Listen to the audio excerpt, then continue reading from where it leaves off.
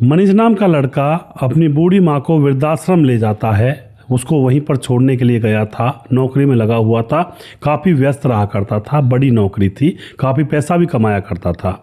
जैसे ही अपनी माँ को गाड़ी से उतारता है तो माँ तरसती निगाहों से अपने बेटे की तरफ देख रही थी। लेकिन माँ तो माँ होती है, कहती है बेटा चलो जहाँ पर तू छोड़ेगा ज़िंदगी वहीं पर गुजारूंगी। वह बेटा अपनी माँ को अंदर ले जाता है।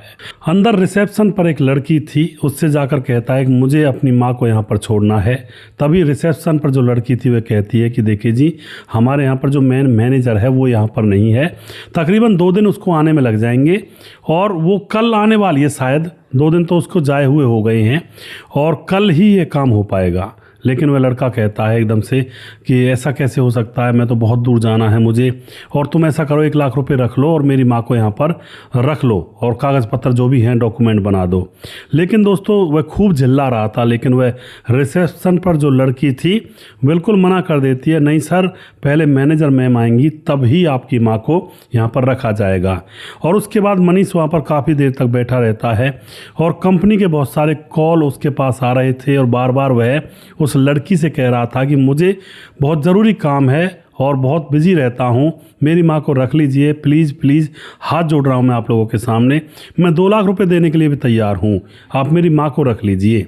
और मैं 70 किलोमीटर दूर से आया हूँ और मैं बार बार तो नहीं आ सकता। लेकिन इतने में ही रिसेप्शन पर जो लड़की थी वो कहती है आपको रुकना ही पड़ेगा, हमें चाहे 2 लाख रुपए दो या 4 लाख रुपए दो, हम ऐसे नहीं रख सकते जब तक हमारी मैडम मैनेजर नहीं आ जाती हैं। उनकी तरफ से पक्का फैसला सुन करके अब मनीष जो होता है, उसके पास लैपटॉप वगैरह तो था ही, वह सोच लेता है कि चलो आज रात यहाँ पर रुकता हूँ और कल एडमिट करवाऊँगा अपनी माँ को यहाँ पर। तभी वह रिसेप्शन वाली लड़की कहती है आप यहाँ पर रुकते हो तो आपके लिए मैं बिस्तर वगैरह लगवा देती हूँ एक दूसरे कमरे में और वहाँ पर आराम से लेट जाइए और सुबह आपकी माँ को यहाँ पर हम दाखिल कर लेंगे। अब तो दोस्तों यहाँ पर उनके लिए बिस्तर लगा दिया जाता है, वह बैठा हुआ है, माँ भी बैठी है, वह अपने लैपटॉप पर काम कर रहा होता है। तभी माँ एकदम से अपने बैग से रोटियां निकालती है जो वह सुबह ही बना कर लाई थी कि पता नहीं बेटा कहाँ ले जाएगा, वहाँ पर खाना मिलेगा भी या नहीं मिलेगा। वह खाना खाने लगती है, टिफ़िन खोलती है तो अपने बेटे से कहती है बेटा बाद में काम कर लेना, पहले खाना खा ले। और बेटा कहता नहीं मुझे भूख नहीं, मुझे काम करने दो माँ। और उसके बाद जो माँ होती है देखती है कि बिजी बहुत है, अपने हाथ से टूक तोड़ती है और निवाला बनाकर अपने बेटे को खिलाने लगती है। लेकिन बेटे को अभी रोटी की कीमत का, माँ के प्यार का, दुलार का कोई एहसास ही नहीं था। एकदम से कह देता है कि माँ तुम परेशान क्यों कर रही हो, तुम खा लो और सो जाओ। और उसके बाद माँ मायूस होकर के वह निवाला खुद खा लेती है। और उसके बाद दोस्तों यहाँ पर क्या होता है, सोने की तैयारी में माँ जुट जाती है। लेकिन जो बेटा था वह लैपटॉप पर अभी लगा हुआ था। तभी थोड़ी और रात गुजरती है तो एक जो मैडम थी वही रिसेप्शन वाली वहाँ पर आती है तो उससे फिर से कहता है कि मैडम जी आप रख लो, मैं रात में अपने घर निकल जाऊँगा, आप इसको रख लो, पैसे ले लो। लेकिन वह कहती है नहीं सुबह ही काम हो पाएगा, अब तो सुबह मैडम जब आएंगी जब ही होगा। लेकिन वह मैडम अब कहती है कि हाँ एक बात तो है, अगर तुम एक काम कर दो हमारा तो तुम्हारी माँ को हम एडमिट कर लेंगे सुबह होते ही, शायद हो सकता है हमारी मैडम आए या ना आए कल भी। तो वह कहता है क्या काम है ऐसा। तो वह कहती है कि एक वृद्ध आदमी है जो मरने जा रहा है, बिल्कुल मरनासन परिस्थिति में है और वह उसको अपने कहते हैं ना, उसको अपने दादा पोते की याद आ रही है और आप उसके सामने पोता बन के जाओ तो मैं आपकी माँ को एडमिट कर सकती हूँ यहाँ पर। इतने में माँ सो रही थी वहाँ पर और माँ सोती सोती अपने पुराने ख्यालों में खो जाती है। इधर वह लड़का सोच में पड़ जाता है कि ये इतना सा काम और इसमें ये एडमिट कर लेंगे माँ को, ये तो बड़ा अच्छा काम है, मैं कर देता हूँ। तो वह जाने की तैयारी में था, इधर माँ सो रही थी और वह अपने पुराने दिनों को याद कर रही थी। पुराने दिनों को याद करती है तो बड़े बड़े दृश्य उसकी आंखों के सामने से घूम रहे थे। वो क्या दृश्य थे पूरी कहानी यहाँ पर बताऊंगा। नमस्कार, मैं हूँ सुदेश कुमार और मेरे गोपाल चैनल में आपका स्वागत है। यह घटना बेंगलुरु के पास में एक शहर है छोटा सा, वहाँ की है और जहाँ पर एक शांति देवी नाम की औरत रहा करती है। उसके पति हैं, घर में उसके जेठ और जेठानी हैं, ससुर और सास हैं। और उस टाइम पर शांति की जब शादी हुई थी, नई नवेली अपने घर में बनकर आई थी। शांति दोस्तों वही है जो बुजुर्ग महिला जिसको उसका बेटा छोड़ने के लिए वृद्धाश्रम में गया हुआ है, उसकी कहानी बता रहा हूँ मैं आपको। जब नई नवेली थी तो उसका जेठ कमाता था और पति की कमाई का कोई साधन था नहीं, तो घर के अंदर जेठ कमाता था तो सास जो होती है जेठानी पर बहुत बहुत प्यार करती है और इस शांति देवी पर कम ही प्यार करती है और इसको डांटती फटकारती रहती है पूरे दिन भर। ऐसा होता है दोस्तों, परिवारों के अंदर जब लोग कमाते नहीं हैं तो घर वालों का सारा गुस्सा उन्हीं के ऊपर उतरा करता है। ऐसा होता है, रियलिटी है ये। अब यहाँ पर क्या होता है, कुछ दिन के बाद शांति देवी को बेटा पैदा हो जाता है। वही बेटा जो अब इसको वृद्धाश्रम छोड़ने आया है, जिसका नाम रखते हैं खुश होकर के मनीष। और अब तुरंत पति की नौकरी भी लग जाती है तो यह बड़े खुश होते हैं। उसके बाद अच्छा गुजारा इनका होने लगता है, सास ससुर भी इनकी रिस्पेक्ट करने लगते हैं। और कुछ दिन के बाद दोस्तों, अब यहाँ पर मामला तो सही चल रहा था, लेकिन अब सास ससुर की मौत हो जाती है समय के हिसाब से, और जो जेठ जेठानी है वे अलग रहने लगते हैं। अब ये लोग अपने बेटे मनीष को पालते हैं, पोसते हैं, बड़ा करते हैं, सारी ख्वाहिशें पूरा करते हैं, पढ़ाते लिखाते हैं और बड़ा कर देते हैं, नौकरी लगा देते हैं। नौकरी लगाने के बाद अभी अपने बेटे की शादी करते हैं। मनीष की शादी कोमल नाम की लड़की से हो जाती है। शादी के बाद एक बेटा भी पैदा हो जाता है।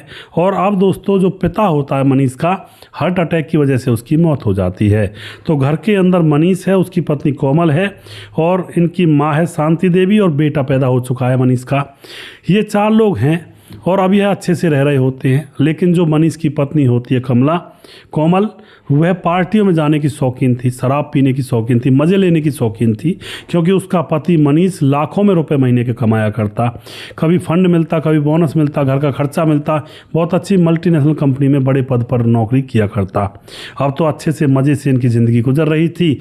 मगर दोस्तों, कई बार जहाँ पैसा कम हो जाता है वहाँ भी लड़ाइयाँ होती हैं, और जहाँ पैसा ज़्यादा होता है, उम्मीद से भी ज़्यादा, तो वहाँ पर लोग फिर खाली रह जाते हैं। और खाली दिमाग शैतान का घर, और शैतान का घर जब खाली दिमाग बन जाता है तो भी लड़ाइयाँ होती हैं। दोनों ही कंडीशन में लड़ाइयाँ होने लगती हैं। ऐसा ही यहाँ पर होने लगता है। मनीष की जो पत्नी है कोमल, अपनी सास शांति देवी को शांति से रहने ही नहीं देती है, परेशान करने लगती है। रोज़ रोज़ लड़ाइयाँ होती हैं, रोज़ झगड़े मिलते। जब भी मनीष अपनी नौकरी से आया करता, गाड़ी लेकर के, वैसे परेशान रहा करता पूरे दिन भर के काम से, थका हारा आता तो घर पर आकर देखता पत्नी माँ से लड़ रही है। माँ से मनीष प्यार तो बहुत करता था, लेकिन अब क्या करे, घर तो चलाना है। जो उसकी पत्नी है बार बार यही कहती कि या तो अपनी माँ को रखो या फिर मुझे रखो। अब पत्नी को तो रखना पड़ेगा भाई, गृहस्थी चलेगी आगे, बच्चे की देखरेख भी करती है पत्नी। अब इसी तरह से मनोज जो लड़का है, मनीष जो लड़का है, अब जो मनीष लड़का है बहुत परेशान हैरान कि आखिर करूं तो करूं क्या, है तो मामला उलझ गया। और उसके बाद रोज़ रोज़ जब झगड़े होते हैं तो एक दिन मनीष फैसला करता है, ठीक है मैं अपनी माँ को ही छोड़ आता हूँ वृद्धाश्रम में, और उसके बाद तुम रहना इस घर में आराम से, और मैं माँ को ही छोड़ आता हूँ। और ये फैसला ले लेता है, अपनी माँ से कहता है कि माँ चलो तुम्हें वृद्धाश्रम छोड़ कर आता हूँ। माँ भोली भाली सीधी सादी कहती है, बेटा जहाँ तू छोड़ कर आएगा मैं तो वहाँ पर रह लूँगी, लेकिन तुम्हारा घर शांति से रहना चाहिए, तुम्हारे घर में शांति होनी चाहिए। माँ उसकी गाड़ी में बैठ जाती है और मनोज उसको लेकर के वृद्धाश्रम की ओर निकल जाता है। और फिलहाल वे दोनों माँ बेटे एक कमरे में एक बिस्तर पर आराम से लेटे हुए हैं। और उधर वह लड़की जो उस वृद्धाश्रम की जो रिसेप्शनिस्ट थी, वह मनीष से कहती है कि अगर तुम एक बुजुर्ग है जो मरने वाला, उसके पोते बन जाते हो और जाकर थोड़ी देर उससे प्यार से बात करते हो, तो हम तुम्हारी माँ को सुबह यहीं पर रख लेंगे। और क्योंकि उनका पोता की उम्मीद है उनको आने की, और उनके जो बेटे हैं वो ऑस्ट्रेलिया गए हुए हैं, उसको यहीं पर छोड़ गए। इनका एक पोता था, छोटा था, और वह कहता है कि मुझे पहचानेगा कैसे, तो यही कहती है कि उनका पोता जब छोटा था तभी चला गया था यहाँ से। उसके जो बेटा और बहू हैं वो अपने बच्चे को लेकर चले गए थे ऑस्ट्रेलिया, और ये बुजुर्ग आदमी तभी से इस वृद्धाश्रम में पड़ा हुआ है। और बस ये कहना कि भाई शक्ल बदल गई उम्र बढ़ने के कारण, जाकर कह देना दादाजी कैसे हो, थोड़ी बात कर लेना, उनका मन रह जाएगा।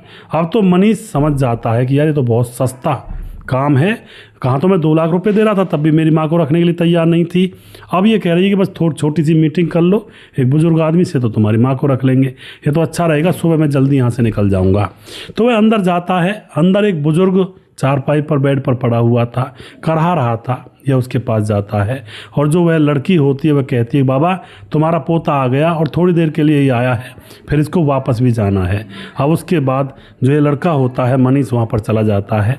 वह जो बुजुर्ग आदमी था वह कहता है कि आ गया बेटा तू। रवि था उसके पोते का नाम, कहता आ गया बेटा रवि तू। मनीष कहता हाँ बाबा मैं आ गया, और कैसी हो तुम। तभी वह दादा कहता तुम्हारे मम्मी पापा तो नहीं आए होंगे। वो रवि कहता नहीं पापा वो तो नहीं आए, उन पर बहुत ज़्यादा काम है। अब उसके बाद वह दादा कहता है कि देखो बेटा रवि, तुम मेरे पास बैठ जाओ यहाँ पर, और उसके सर पर हाथ फेरने लगता है और कहने लगता है कि तुझे याद है। वह जो बुजुर्ग आदमी है मनीष से कहने लगता है अपना पोता समझ करके कि क्या तुम्हें याद है जब तू छोटा था तो मैं तुझे कंधों पर बिठाकर बाजार ले जाया करता था, तू जो कुछ खाने की कहता वो तुझे खिला कर लाया करता था। अब ये सारी बातें उसके मनीष के दिल में घर कर जा रही थी कि एक माँ बाप अपने बच्चों के लिए कैसी तड़प होती है उनके मन में। अब उसके बाद वह कहता बुजुर्ग आदमी कि मेरा बेटा कैसा है। कहता वो ठीक है जी, मम्मी पापा दोनों। उसके बाद वह यह भी कहता है कि मैं जानता हूँ, हाँ बेटा मैं जानता हूँ वो कैसा है। तेरी दादी उसकी शक्ल देखने को तरस गई थी यहीं इसी आश्रम में, और वो उसको देखने के लिए तक नहीं आया था, और तेरी दादी ऐसे ही सिसक सिसक कर मर गई और मुझे अकेला छोड़ गई। वो चाहे कितना भी बुरा है पर तू उनको वृद्धाश्रम में मत छोड़ना जैसे उसने तेरे पिता ने हमको छोड़ा है। तो वो चाहे कैसा भी है, कितना भी बुरा है, तू अपने माँ बाप का साथ देना बुढ़ापे तक। अब ये बात उसके मन में, मनीष के मन में लग रही थी कि एक दादा अपने पोते से क्या शिक्षा दे रहा है कि भाई तू मत करना ऐसा जैसे तेरे माँ बाप ने हमारे साथ किया। और उसके बाद मुझे यकीन था तू आएगा, वो अपने पोते से कह रहा दादा कि मुझे यकीन था तू आएगा, ज़रूर आएगा, और इसीलिए हमने तुम्हारे लिए, तुम्हें बुलाने के लिए इन लोगों से कहा था और तब तू आया है। और हमने तुम्हारे पिता के लिए परवरिश करने में जान लगा दी थी। अपने तन का कपड़ा भी अच्छा नहीं पहना, जो भी तुम्हारे पिता की ज़रूरत होती उसको पूरा करते और उसके लिए सारी सुख सुविधाएँ पैदा करते। अच्छा पढ़ाया लिखाया, फीसें भरी बड़े बड़े कॉलेज स्कूलों की, बड़े बड़े कोर्सों में। लेकिन उसके बाद उसने पता है क्या कहा था तुम्हारे बाबा ने? मैंने जब उनसे कहा था कि बेटा इतना दूर मत रहे हमसे, यहीं पर रहकर कोई काम कर ले, हमने तेरी बहुत परवरिश की है, ज़िंदगी लगा दी हमने तेरे ऊपर। तो तुम्हारे पिता ने कहा था कि तुमने कौन सा बड़ा काम कर दिया, सबके माँ बाप लगाते हैं ये। तो यह बात जब तुम्हारे पिता ने कही थी तो हमारा दिल बैठ जाता और फिर हम एक लफ्ज़ भी उससे नहीं बोलते हैं। और उसके बाद वह विदेश चला जाता है तुम्हें लेकर, और अपनी पत्नी को लेकर। शादी उनकी हो चुकी थी। फिर वो कहता है कि पर बुढ़ापे में हम अपने बेटे को देखने को तरस गए। इसकी जो तुम्हारी दादी थी, तेरे पिता की माँ, वह तो बहुत ज़्यादा रोया करती थी। अब मैं बार बार यही कहूँगा बेटा, जैसा उसने हमारे साथ किया वैसा तू मत करना उनके साथ। और ठीक है बेटा, अब तुम्हारी फ़्लाइट का टाइम हो रहा होगा, तुम जाओ। और मुझे अब तसल्ली हो गई, मैंने अपने पोते को देख लिया। और फिर शांति भरी नज़रों को, वह अपनी शांत से नज़रों को, शांत स्वभाव से अपनी आंखों को मूंद लेता है बुजुर्ग आदमी और उसको आशीर्वाद दे देता है। अब मनीष का यहाँ पर दिमाग सन्न रह जाता है दोस्तों ये चीज़ें सुन करके कि एक माँ बाप अपने बच्चों के लिए क्या करता है और फिर बच्चे उनके साथ क्या करते हैं। कल को मेरा बच्चा भी मेरे साथ ऐसा करने लगेगा तो मुझ पर क्या बीतेगी। ये सारी बातें उसके दिमाग में चलने लगती हैं। वह माँ के पास जाता है, कहता है माँ सुबह आपका यहाँ पर दाखिला हो जाएगा। और रात भर वह जागता रहता है। पता नहीं उसके मन में कौन कौन से विचार चल रहे थे। सुबह होते हैं, सुबह उसकी माँ को एडमिट कर लिया जाता है, वहीं पर वृद्धाश्रम में दाखिला दे दिया जाता है। और फिर अपनी माँ को छोड़कर वह अपने घर जाने लगता है। और दोस्तों घर जाने के बाद अब उसको तसल्ली नहीं होती है और पत्नी कहती है कि छोड़ आए उसको। वह कहता है हाँ छोड़ आया, वहाँ पर रह लेगी। लेकिन दोस्तों उसका मन लगता ही नहीं, ना तो कंपनी के काम में, ना अपनी नौकरी में। और उसके बाद जैसी सुबह होती है, दूसरा दिन बीतता है, सुबह होती है उससे रहा नहीं जाता और गाड़ी लेकर के वापस वृद्धाश्रम में आ जाता है अब माँ से मिलने के लिए। और कहता है कि मुझे माँ से मिलना है। अब वह जो वृद्धाश्रम की जो लड़की थी, नौकरी किया करती थी, वो कहती हैं जी अभी माँ से नहीं मिल सकते। वह कहता क्या है, माँ सो रही हैं क्या अभी? वह कहती नहीं मंदिर गई हैं महिलाओं के साथ, अपनी साथ की महिलाएं पूजा पाठ करने के लिए, वो जब आ जाएंगी तो उनसे मिल लेना। तो वह इंतज़ार करता है।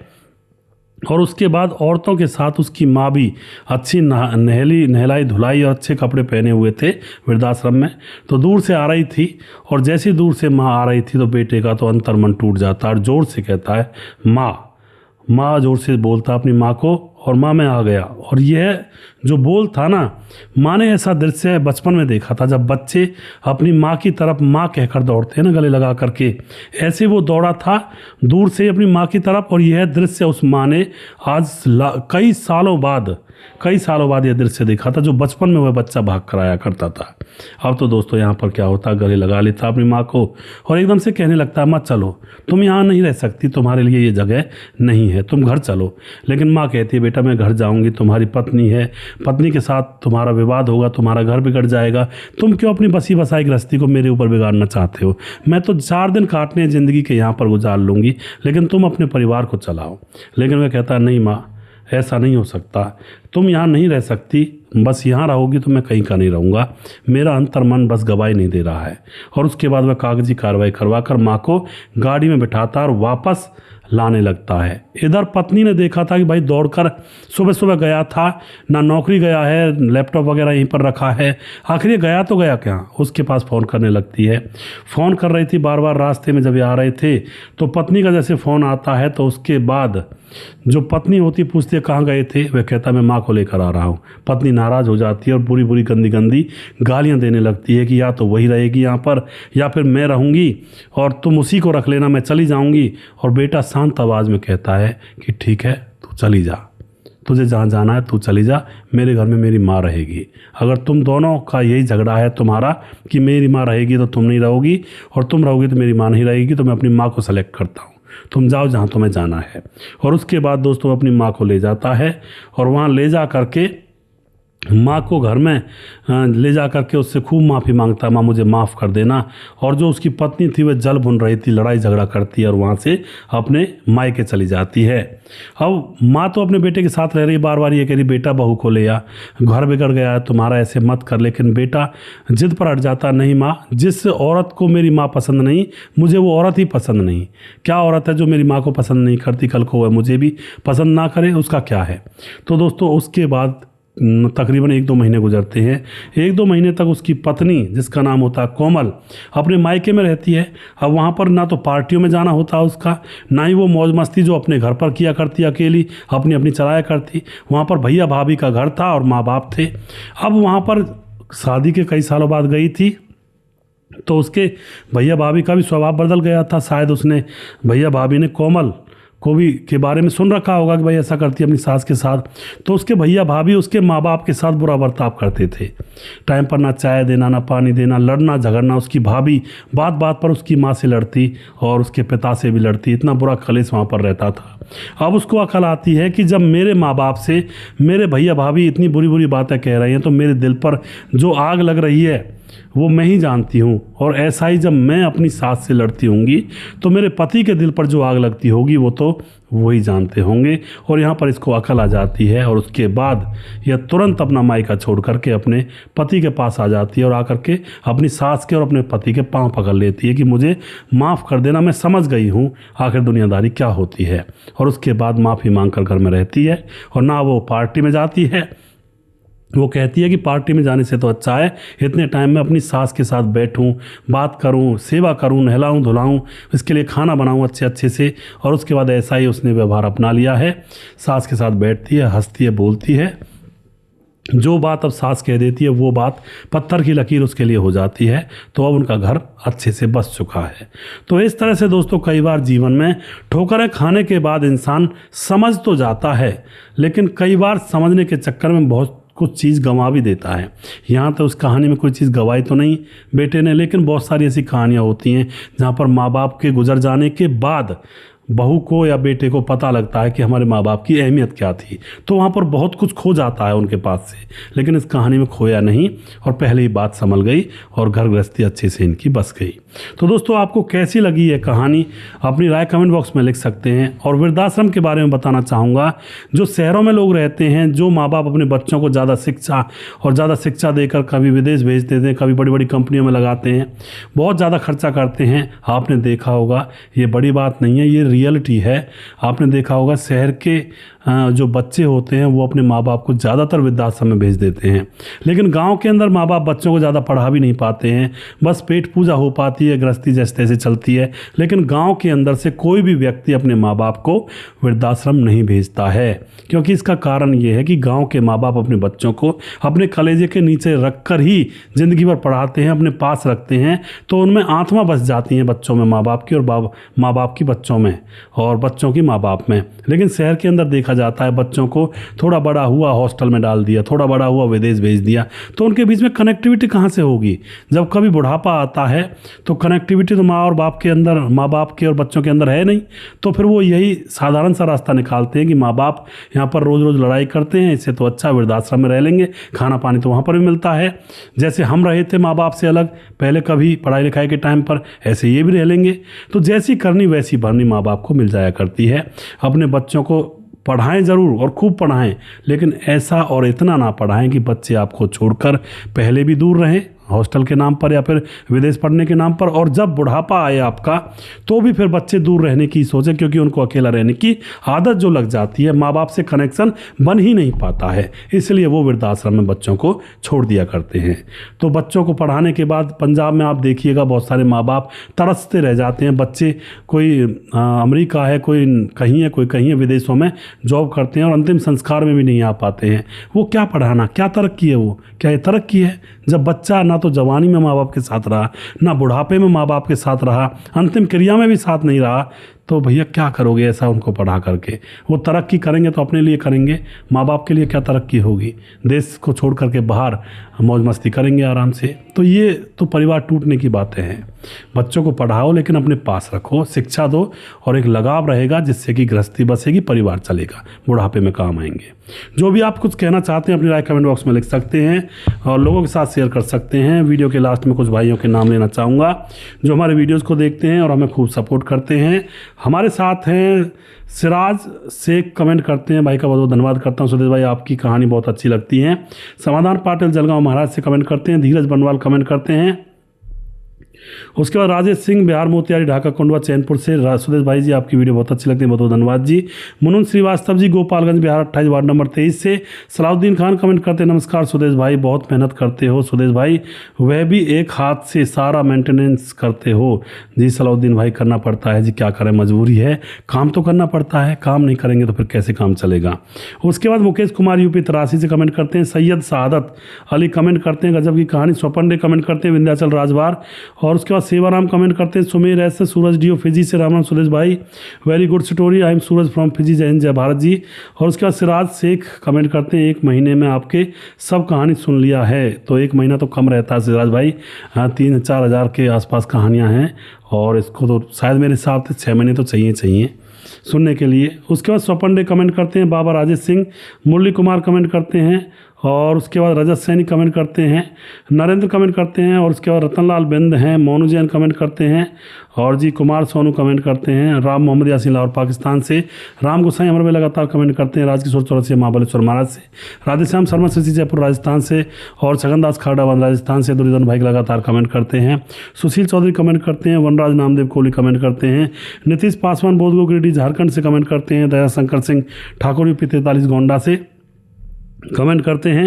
रामलाल कुशवाहा जिला विधि सप्रनिया बिहार से कमेंट करते हैं। रवि प्रकाश कमेंट करते हैं। शौकत अली दिल्ली से कमेंट करते हैं। कालीचरण उड़ीसा से, फिलहाल गोवा में रहते हैं। परवीन चौधरी राजस्थान से कमेंट करते हैं, फिलहाल बेंगलुरु में रहते हैं। सैफुल मलिक कमेंट करते हैं। राम थापा नेपाल से कमेंट करते हैं। राम बहादुर सिंह रायगढ़ छत्तीसगढ़ से कमेंट करते हैं।